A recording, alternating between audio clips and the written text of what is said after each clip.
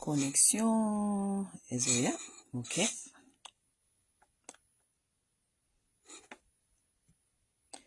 Bonjour, bonjour, peuple congomani. Ezaya bino ndeko masawa. Ah, en passant, hein. Na osa makamunangai na nina bima. Mukiawa nazana na eloka osala. Mais, na ebite na osa na tante. Weekend, en tout cas, weekend nangai comme moi un peu chargé parce que je travaille et puis nazana makamba osala. Mais, nazu moi quelques minutes avant que nekosala makamunangai na nina loba eloko moko. Bomoni affaire ya Mbiliabel ezoko sala ezoko pelisa moto na internet. Ceux qui ne sont pas encore au courant, maman Mbiliabel iparazaki na concert, jeune garçon na biso moko ya je crois ya un Katangé, aza artiste, asala qui est peinture, asala qui est portrait, OK? Et que a matina garçon na matina stage akeko pesa maman Mbiliabel portrait wana. Maman Mbiliabel a lobby na public na concert a lobby ke non na lingi yango te zongi sa kende ko bandela eza mabe makasi, OK? Donc elle a rejeté et puis c'est comme si elle a humilié les jeunes garçons qui est un artiste, OK? Alors epelisi moto pourquoi parce que batuming ba sepel na ndenge Maman Mbiliabel a réagi rakite et tout et na kuna na ba internet na ba place batu baza ko lobela makambo, OK? Mais moi je voulais vous dire ceci mes chers amis. Comportement Maman Mbiliabel, c'est la plupart des mamans congolaises qui se comportent comme ça. Ba maman congolaise, pour vous allez m'excuser, mais comportement wana Maman Mbiliabel affiché wana. Qu'est-ce qui est de nouveau na ba comportement ya basi ba congolaise? La plupart des femmes congolaises, ce ne sont pas des femmes gentilles. La plupart des femmes congolaises, ce sont des femmes qui sont dismissives. La plupart des femmes congolaises, ce sont des femmes méchantes. Mbiliabel n'a fait qu'exposer le comportement de la femme congolaise. Boke na kati ya ba communauté na bino oyo botala batu combien ata soki boke na ba communauté batu bazaka bafana kana ba mama na bango ou bien batu bazana ba mama na bango, regarde le comportement de leur mère. Ba mama congolaise bazana ba comportement ya malonga te, bazana ba comportement malamu te. Ce sont des femmes méchantes. Ce sont they are mean women. Et ce qui est malheureux est que balobaka boye de plus muto azokola, hein, de plus il faut que luka pay. The older you get, you must find peace within yourself and with others. Hein? Le plus vous grandissez, vous devez chercher la paix avec vous-même et avec les autres. Mais c'est le contraire avec les femmes congolaises. De plus elles grandissent, de plus bazo koma mibange, de plus bazo koma lisusu mitema mabe méchante lisusu plus. Bandeko ba bolingo bino surtout batu bakendaka ba église wana na ba église wana boye bakate que le plus ozoko kola, le plus tu dois faire la paix avec soi et avec les autres et avec le monde, hein? Popo ke ndeko luka soki paradis na bino bokenda ko luka. Mais bino ya biso ya ba congolais oyo bozalaka de plus bozokola, de plus bozokoma méchante, de plus bozokoma mitema mabe, de plus vous devenez des méchantes. On se demande qu'est-ce qui se passe avec vous. Si vous avez souffert dans vos vies, si vous avez eu des traumas et tout, mais il faut travailler sur ça. Il ne faut pas venir, boba na ko boye ke la kabatu ba vene, hein, tala ba Maman Mbiliabel alobeli mwana wana na public. Est-ce que c'est normal une mère oyo mwana moko boye apprécier kayo asa liyo portrait parce que amona ka lokola idole na ye, amona ka yo lokola maman moko boye linga kaye oza légende asa liyo portrait na ye, donc na makasi na ye, na ba moyen na ye, na intelligence na ye asa liyo portrait maman atakutu osepela ki nangote atakutu moni kezalaki kitoko te. Ce qu'on peut faire c'est prendre et dire merci mon fils, j'apprécie, c'est tout. Tant okenenda ku okosa nango oyo lingi ça c'est autre chose. Mais devant les gens, une mère comme Maman Mbiliabel, regardez comment elle s'est comportée. Et vous faites semblant comme si c'est seulement Maman Mbiliabel qui se comporte comme ça. C'est le comportement de la femme congolaise. She's inconsiderate, she's dismissive, she's mean. Ça, c'est le comportement de la femme congolaise. Moi, je les vois, ces femmes congolaises ici dans cette communauté, elles sont comme ça. Lorsque vous allez dans des fêtes communautaires, vous allez trouver ces femmes-là, oyebi ata yete me azoko dongola yo, akangelio elongi, azako sa lokolo ozoko pesa ye kanda, o yona yebo yebanite eloko mokote. Elles sont comme ça, elles sont méchantes, la femme congolaise. De plus elles grandissent, de plus elles deviennent méchantes. On se demande c'est quoi, hein? Lorsque les jeunes viennent dans la communauté, vous, les mamans qui ont fait la vie, ba chérie bondowe, to éviter ceux qui to sala bino nini. Est-ce que ça problème na biso, ou bien ba jeune bazali koya après biso, est-ce que ça problème na bango, bino bozalaki, ceux qui maltraités, ceux qui bozalaki ba chérie bondowe, ba vie na bino bongaka te, bozalaka na ba rêve moko bo fallait bosala na vie simbate, bokoma koyoke la ba jeune kanda. Moi je vois ça dans ma communauté ici. Bon, ok, na kata communauté boy, ba mama na nyoso ba fandi wana ba komi kotonga bana mike kutu ya moins âgé kenga, ba mama na baza kotonga bango. C'est pourquoi des petites filles, si au moins ma communauté minge kouvi, pourquoi? Parce que les petites filles qui sont en train de naître, oh bazali il faut bazwa relève, elles ne trouvent pas leur place. Parce que ba maman ona ba zingami, ba kangami, koyaka ba communauté, ba fête ba communauté na ba kanda, bazana ba kanda mibali na bango, so ki asona kina mobali nena butu, ayena fête na kanda na ya mobali na ye. Sima aye ko linga ko bwa kelango, batu wa yebite, les gens qui n'ont rien à faire avec ces problèmes.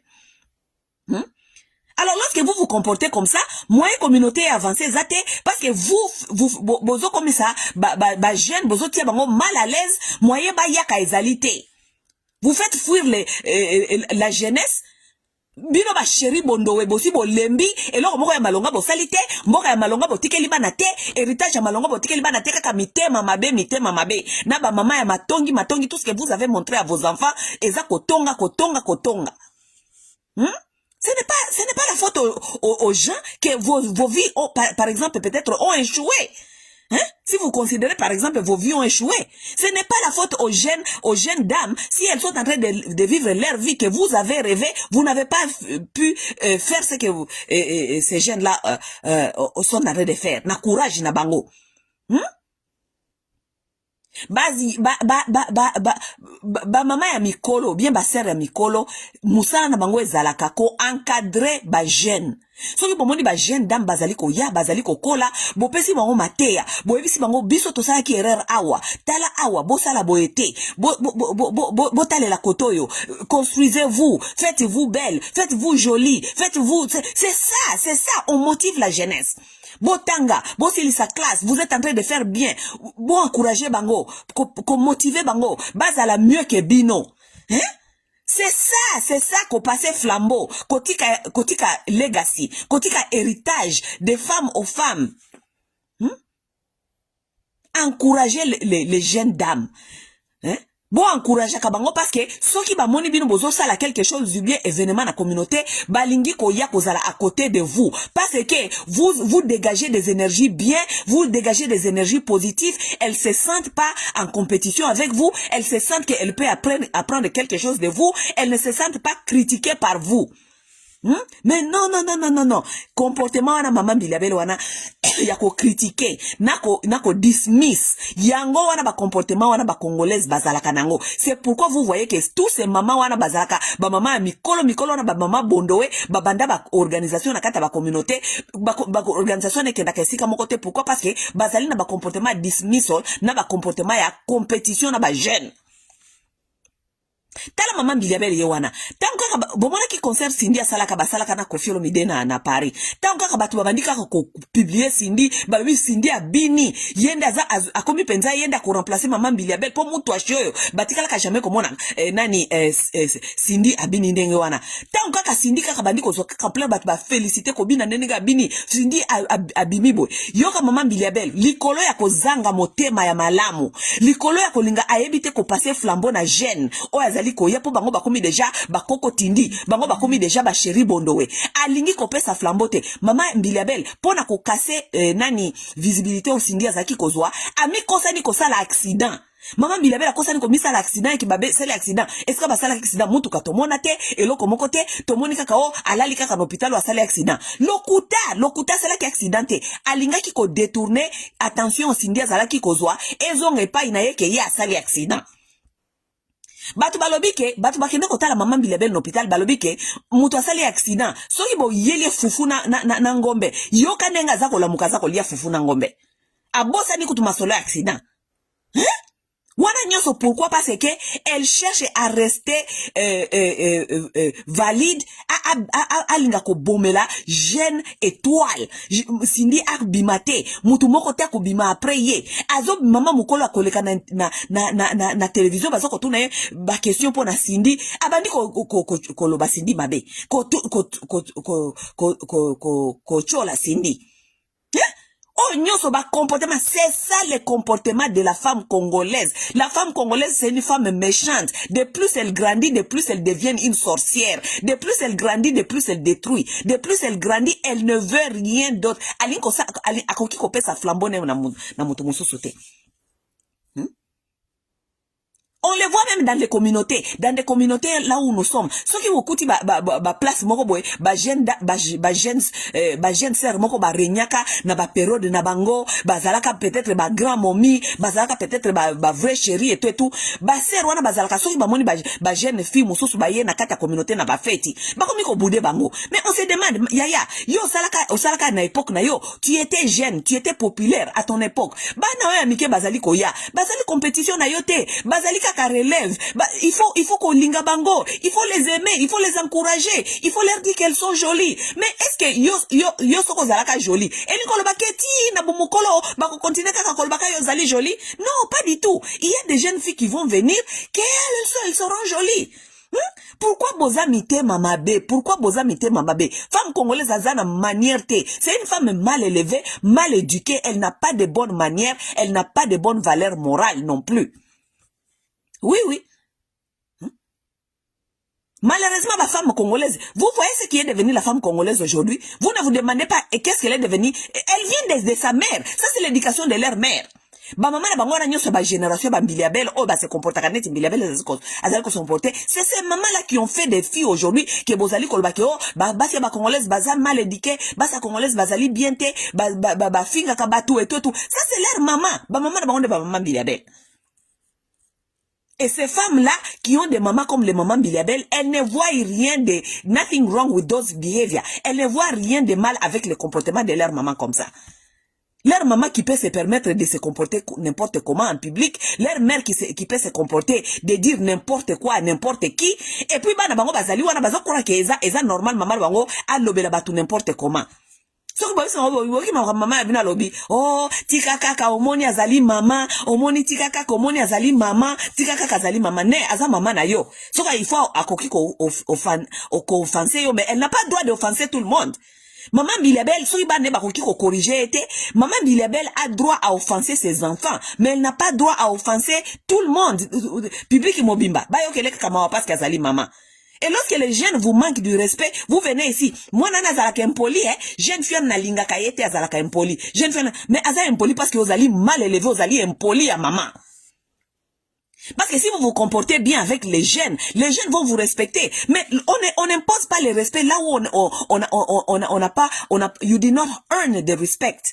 On n'impose pas le respect. On ne peut pas vous respecter seulement parce que vous êtes des mamans. Non! On vous respecte parce que vous vous respectez. On vous respecte parce que vous donnez ce même respect à la jeunesse. Hein?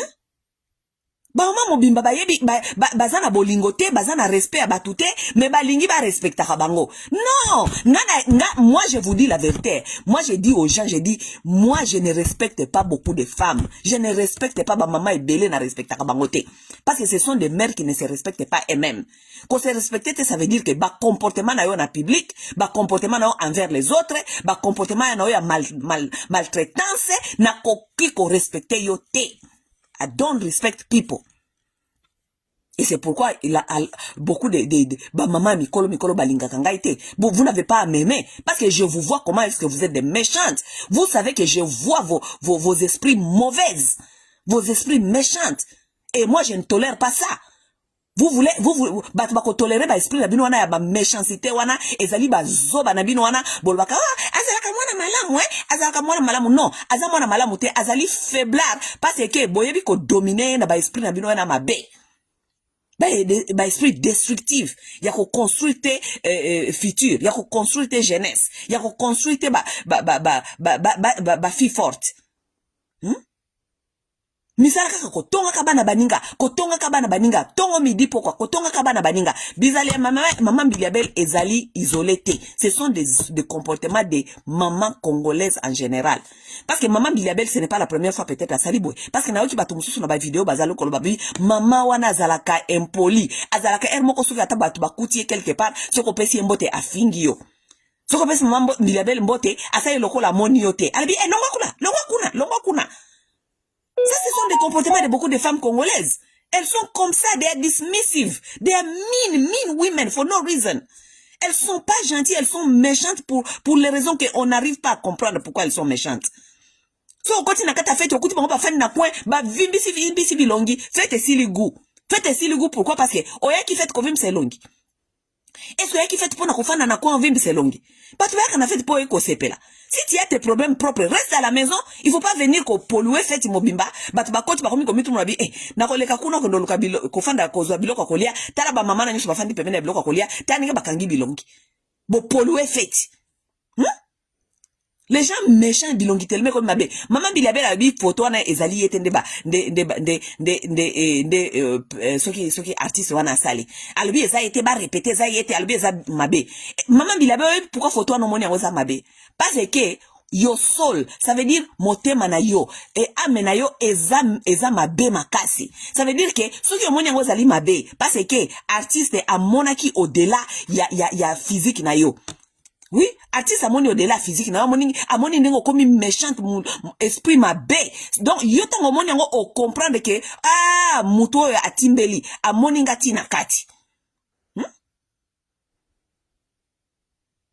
Boti kamite mama be ba mama oy boti kamite mama be bo apprendre bana oy bozana ba mama na bino ba ba ka se comporter te.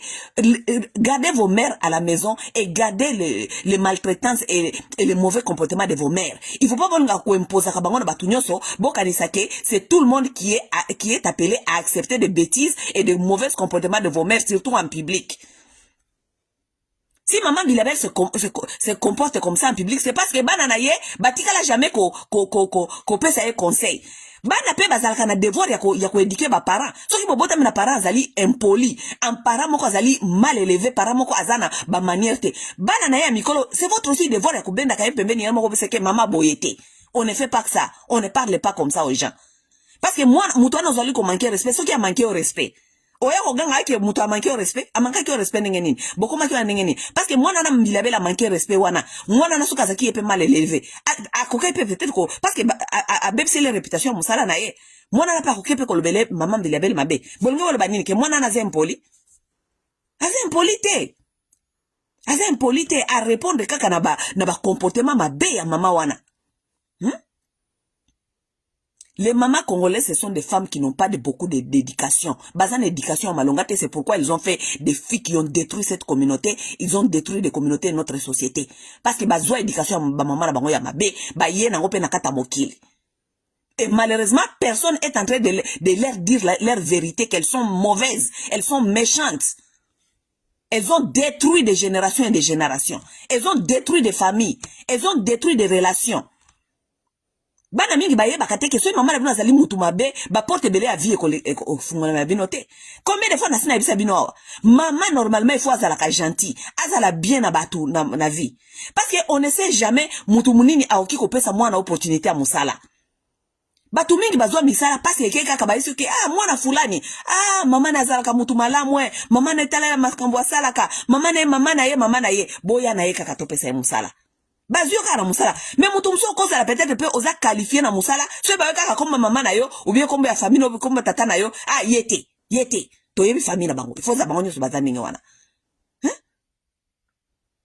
ba mama congolaise bazana maturité spirituelle te ba yebi kaka makambi ya religion ko reneka on répétaka biloko ezanga tina mais ba yebi te ba comportement bango spirituellement ça bloque la vie et les chances beaucoup de chances de leurs enfants et surtout de leurs filles.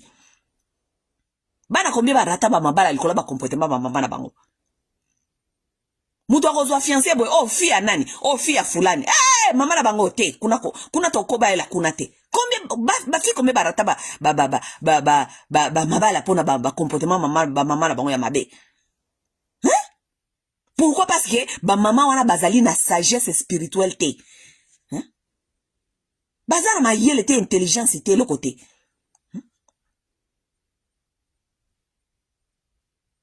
Ba maman congolaise bazana ba valeur morale, ba valeur morale bazana ngote. On voit beaucoup de mamans ici qui tremblent. Ce que mon kaka. Oh, ma fille, donne-moi ma fille, nanga kabelanga. Mais c'est quoi ça comme comportement? Hein? C'est quoi ça comme comportement? Maman n'a bien le kaka partout. Eh, vo kabelanga. Eh, ça que kitoko, on ne kabelanga. Eh, blouson kitoko, on ne kabelanga. Eh, et puis elle est avec ses enfants, ses enfants trouvent que ce sont des comportements normaux. Moi, j'ai honte. Lorsque j'attends les mamans parler comme ça, j'ai honte. Hein? Moi no yo, osakara mwa ba bijou ya bien. Oh, vraiment ndeko kabelanga yi. Moi no yo. Bracelet wana na moni. Oh, pena ndeko kabelanga. Boni mama bi comportement bi senga boy. Et c'est ça les filles que vous êtes en train d'élever, elles vont aller dans les mariages lobby. Moi c'est zalaka nakata mariage ayebi eloko mususu te kaka bisenga nakata libala. Bisenga nakata libala. Pourquoi? Parce que elle n'a pas comportement ya mabe ya salité à maman na ye. Ce sont des sales comportements, ce sont des comportements très sales. Ça fait kitoko, en tout cas vraiment kabelangai. Blouse olati kitoko, en tout cas vraiment kabelangai. Ba mama mi bimba. What is un manque d'éducation? Et un manque à savoir vivre. Et ce sont les femmes là qui ont élevé les enfants, les filles qui doivent devenir, qui sont devenues des femmes. Les femmes des gens. Makambia Sony. Maman mo imako mona kopé ya mwana na ye ou bien mobali ya mwana na ye abandi ko senga mbongo. Papa boni en tout cas malamu ndenge yo kotala biso biso awa ndenge ka kotika ki biso tosana mo ba problème mike mama mobimba yoka ba comportement. Yoka ba comportement. Ozo yebisa garçon oyo nana baleli ata yo mwana te. Azo ya kaka koleka kaka na ndaku aza lokola kaka ami azo ya kotala ayoki de abandi déjà ba comportement ya boy. Mon fils oye les sous obosani la fois passée tango yaki oyela kinga moi 20 moko boye na lingaka 20 wane so ko yela nga lisusu mosusu. Shut the fuck up. Immoral. Mama moko azanga moto na makolo. Ba mama moko ba mal élevé ba impoli. Mon fils, en tout cas, au moins chemise on l'attaque mukolo wana, en tout cas, so au moins papa na bino pa alinga ba couleur wana. Papa na bino pa alinga vraiment ba couleur wana, so ki ngomsu super liketa na magasin, oko sala pe elata moi cravate moi. Maman moko ya impoli mal élevé. Tikanga na zala mwana na kacho na bizaleli wana ko comprendre nga bien. Maman moko impoli, maman moko mal élevé. Et puis moi, ne pas faire wana zoko mona ba comportement maman ne wana eza malonga. Parce que moi na ye azali direct cracher à maman na ye. Parce que ba comportement na pas bango comme normal. Tant que ne libala comme maman ba comportement wana. Ça ce sont des femmes là qui viennent dans vos maisons a comme mutabi senga. Moi si moko amoni ba camarade mobali ba ye, abandi ko senga bango mbongo, abandi ko sango bazana mpiaka, abandi ko yebiso ba problème ndaku, mibali wana tango ba koyana ndaku ba moni ke faiblesse moi ezali mbongo, balali moi si na yo. Parce que ba comportement na soki pas maman na ye ba comportement bisenga. Basi ya bisenga suka balala kabango ataza marié. Moi si azana comportement bisenga ata azali marié suka bako lala ye na mobali mosusu parce que ba comprendre que faiblesse na ye ezali bisenga.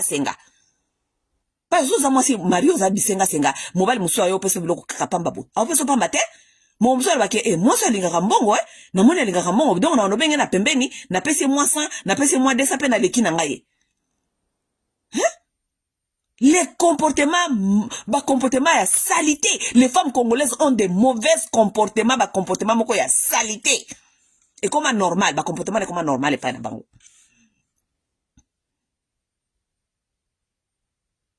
Muto akofanda na mama ne na kati ya ndako, mama ayeko fanda na ndako abokilo, mais mama alalaka na salon na canapé, alalaka na moi, tango yere boko peut-être ayoki mwa pongi, akende na chambre, aza na chambre.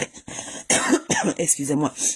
Mama naza na chambre, est-ce que okiko kende kolala peut-être alembi muke, akende kozwa ta nap. Alali ne na salon, hein? Alali na salon na divan. Hein? Na ndako ya fille na yo. Et pas bokilo, olali na salon. Hein? So mutu alali okoma pe mobange, so mutu alali bongo na salon. Ako milekela pe peut-être nani lipute elongwe ou bien na poto lokwa bokoma kolata barobe. Ba mama bokoma kolata barobe lata kasoma putate. Olati na robe na yo na peut-être olali bien te po ba mibange balala kalali ti alali. Robe mati na mopandi.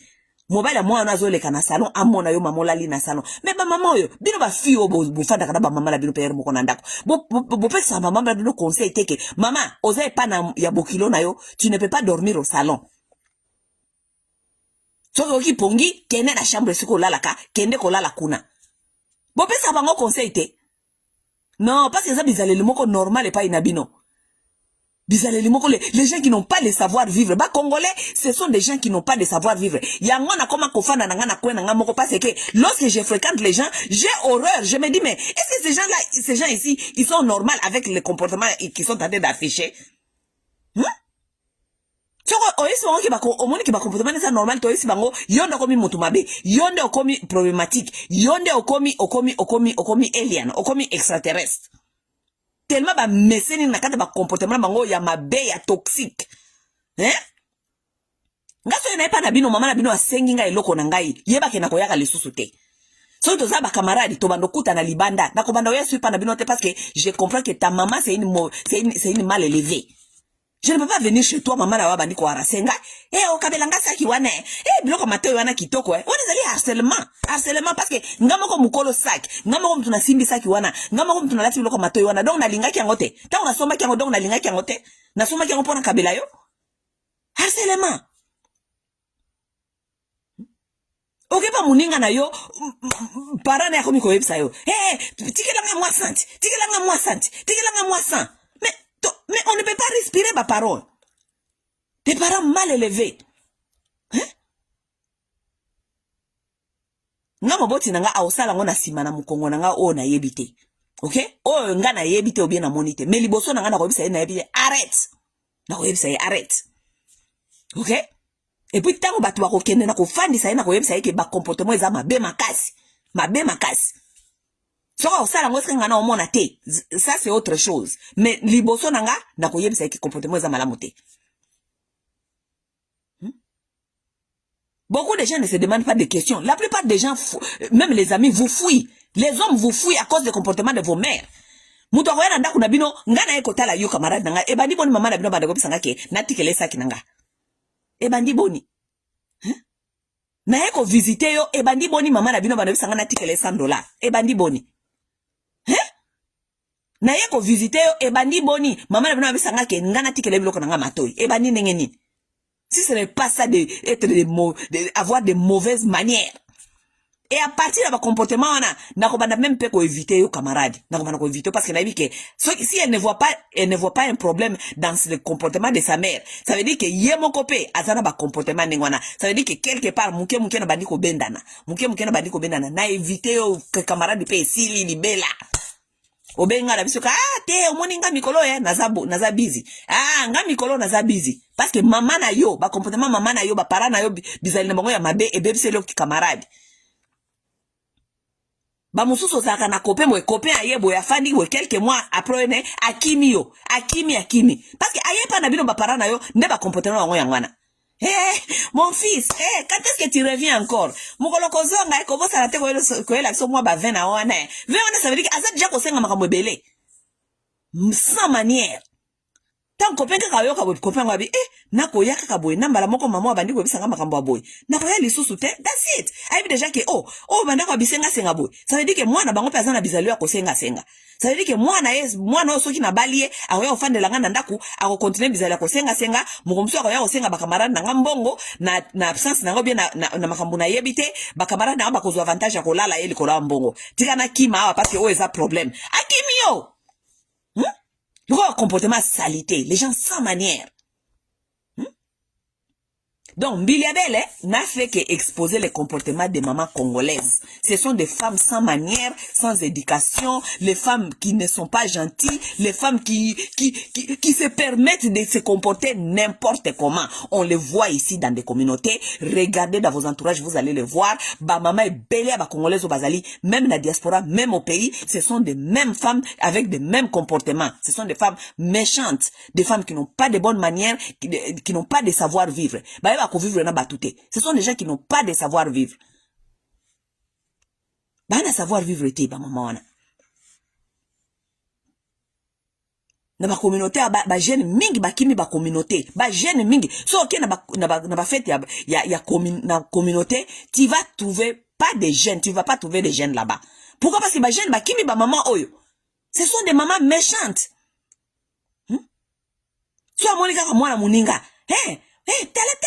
Tala makambo alati, non maman. Omoni jeune fille, soko moni alati bien te, baba ngaka na pembeni.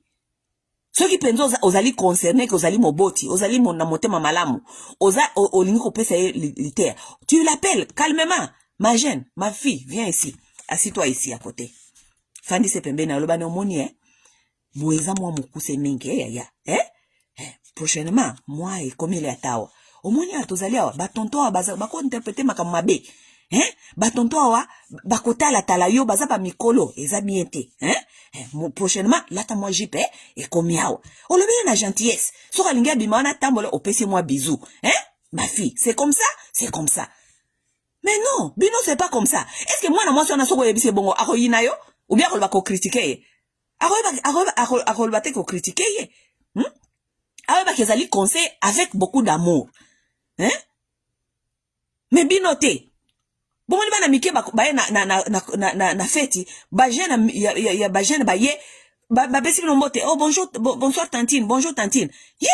Tantine ya nani yo bino ba na mike alelo bozo benga so ba tantine alors que sexualité bosi bo yebi kutu makasi ko le kabiso. Vous vous rendez compte? C'est ça que les femmes congolaises disent aux jeunes. Vous vous rendez compte? Siko bolingi ba jeune wana ba yaka na kata communauté po baza la relève ba ya ko remplacer communauté ba comme ba meilleure femme congolaise ya lobi ndenge nini, alors que tout ce que vous faites vous les critiquez, vous les repoussez, vous les critiquez et les repoussez tout le temps. You are not welcoming. You are not welcoming. Place basi bazali, place basi batongi, place basi batongi bolingo, les jeunes aimeraient toujours venir. Parce que balinga kakoya komona ba tantine na bango, ba sekisa bango, ba pesa mo ba conseil, ba la mo directive, ba pesa mo ba conseil sur ba garçons, ba pesa mo conseil sur la sexualité, ba pesa mo conseil ni osala suki, ya pesa mo maquillage et tout et tout.